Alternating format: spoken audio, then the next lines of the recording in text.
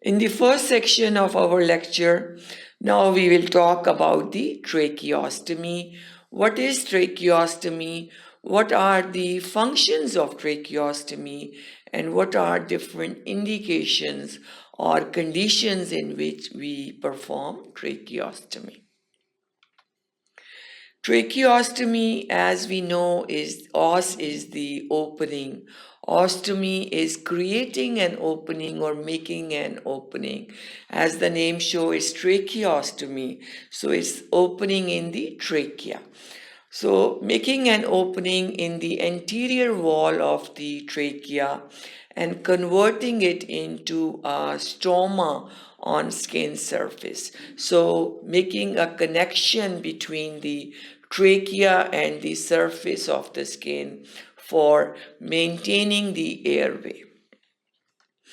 Some terms also, or usually one other term, is very commonly used interchangeably with the tracheostomy, and this term is the tracheotomy. Otomy means the opening, so tracheotomy is also interchangeably used with the term tracheostomy, and tracheotomy is opening in the trachea. So these are the two terms. Tracheostomy is an opening in the anterior wall of the trachea and converting it into stoma on skin surface, where the tracheotomy is the opening in the trachea or entering into the trachea. Otomy means incision or cut or opening in the trachea. Now let's talk about some functions of the tracheostomy. The tracheostomy, the main function of tracheostomy is to create an alternative path for the breathing, to overcome the breathing problem. So it's the alternative pathway for breathing. It circumvents any obstruction. So if there is any obstruction that is causing problem for breathing, it overcomes that obstruction and it circumvents any obstruction. So it's an alternative pathway for breathing. In upper respiratory tract, if there is any obstruction, it circumvents that obstruction.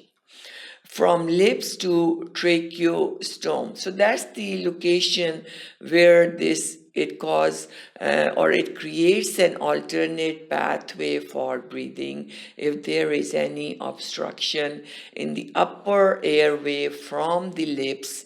These are the lips, from the lips to the tracheostome. The other function of tracheostomy is it improves the alveolar ventilation. It causes alveolar ventilation improvement, decreasing the dead space. How it improves the alveolar ventilation? By decreasing the dead space by 30 to 50%. It reduces the resistance to airflow. So if there is any resistance to the airflow as a result of any narrowing, any stenosis, any obstruction, it reduces that resistance to airflow. Third function is used to administer anesthesia. In cases where endotracheal intubation is difficult to perform. And as in laryngopharyngeal growths, usually it's hard to put the endotracheal tube. So this is it's an alternative mean to administer anesthesia if there is a problem in intubation, as in condition like laryngopharyngeal growths, or condition like trismus where there is a lockjaw, and it's hard to put the endotracheal tube. So all these are different functions of tracheostomy. It is an alternative path for breathing. We can pass any obstruction in upper airway, or it can improve the alveolar ventilation by reducing the dead space 30 to 50%, and it is also important in giving anesthesia if we cannot insert the endotracheal tube. So all these are very, very important functions of the tracheostomy, in which the hole is made in the anterior wall of the trachea and the tube is inserted. Next, some other functions. Let's keep on talking about other functions. Very important is protection to airways. Protection to airways by using cuffed tube. Protection against aspiration of secretions, as in bulbar paralysis or coma, or it also causes protection against aspiration of blood, as in hemorrhage from pharynx, or larynx or maxillofacial injuries. So very other important function of tracheostomy is protection to the airway. And what protection we need? We need protection against aspiration of secretions, against aspiration of blood that can occur as a result of different conditions causing involvement of the pharynx and the larynx. And once these are aspirated, it can cause complications like aspiration pneumonia and different other complications. So protection against these aspirations is also performed by using the cuffed tube, because we can then prevent any aspiration. So these are all different functions of tracheostomy. Again, pharynx and larynx packed to control bleeding, also to protect against aspiration of the blood. Removal of tracheobronchial secretions. This tracheostomy, it perform other function we can perform through the tracheostomy opening, and these functions, like it permits the removal of tracheobronchial secretions that are present. When patient is unable to cough. So if the cough reflex are not effective, the cough reflex help us to remove any secretions present. So if that is not properly working, when the patient's cough reflex is not functioning, we need to remove the tracheobronchial secretions, and that can be performed through the tracheostomy tube. As in coma, head injuries, when patient is not conscious, naturally they cannot remove the secretions. Or in case of respiratory paralysis, when cough is painful, as in chest injuries or upper abdominal operations. So all these are indications in which we use tracheostomy for the removal of tracheobronchial secretions. Again, tracheobronchial airway kept clean of secretions. Repeated suction through tracheostomy. So it's very important that we should keep the pathway or the tube that is used for removal of secretions very clean to prevent any infections. So repeated suction can be performed through tracheostomy. Avoiding need for repeated bronchoscopy, avoiding need for intubation traumatic, and require expertise. So very, very important. Some functions of the tracheostomy are very effective because we can avoid repeated bronchoscopies, which is very painful and it can cause injuries also. So the tracheostomy opening can be used for the removal of the secretions. Next, intermittent positive pressure respiration can also be done.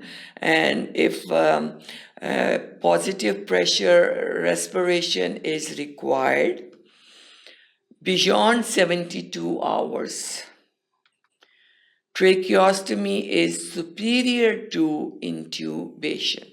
So patients who require positive pressure respiration, who cannot breathe on their own as a result of different trauma, injury, obstructions, we can use the tracheostomy, and it's superior to intubation in patients who require intermittent positive pressure respiration for after more than 72 hours. Up to 72 hours we can do the intubation, but after that tracheostomy is preferred as compared to intubation. Next, let's talk about some indications of tracheostomy. What are some conditions in which tracheostomy is performed? Three main indications. We have any obstruction in the respiratory tract, any retained secretions we need to remove, and also the respiratory insufficiency. These are three main indications in which tracheostomy is required.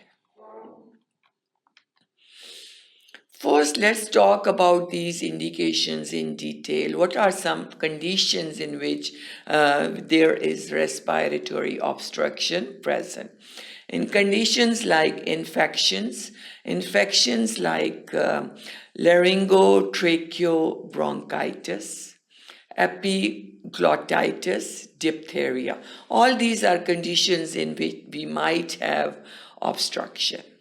Ludwig's angina, peritonsillar abscess, retropharyngeal abscess, and tongue abscess. These are all the conditions, different infections that can cause obstruction.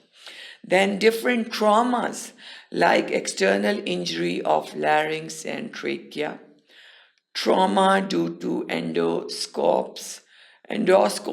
Actually, when different endoscopies like bronchoscopy is performed, it can cause injury and cause obstruction. Then fractures of mandible or maxillofacial injuries. Then some neoplasm, which might be benign or malignant, also can cause obstruction. Foreign body in the larynx, edema of the larynx, bilateral abductor paralysis, some congenital anomalies like web, cyst, fistulas, bilateral choanal atresia. So all these are different conditions that can cause respiratory obstruction, and we need tracheostomy. Next, what are some conditions in which the secretions are retained and that need to be removed by tracheostomy? Inability to cough. When there is inability to cough, we need to remove the secretions in condition like coma, paralysis, and spasm of respiratory muscles.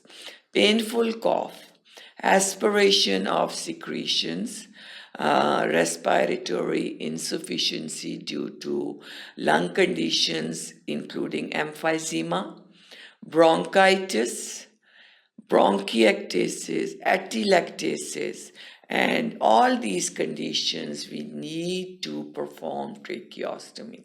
So if we summarize it, there are three main conditions: respiratory obstruction, retained secretions, and insufficiency, in which we need to perform tracheostomy. Different infections, different malignancies, different injuries can cause these complications. Different, if there is paralysis of the muscles, if the patient is in coma, if they are unable to cough, if the cough is painful and they cannot cough properly, they might have retained secretions. That secretions need to be removed by tracheostomy, and we need tracheostomy to be performed. So all these are different indications of tracheostomy. So that concludes the first section, and in this section now we know what tracheostomy is, what are some functions of tracheostomy, very, very important functions, and what are the indications or conditions in which we can perform tracheostomy. So that concludes our first section. Thank you for watching sqadia.com.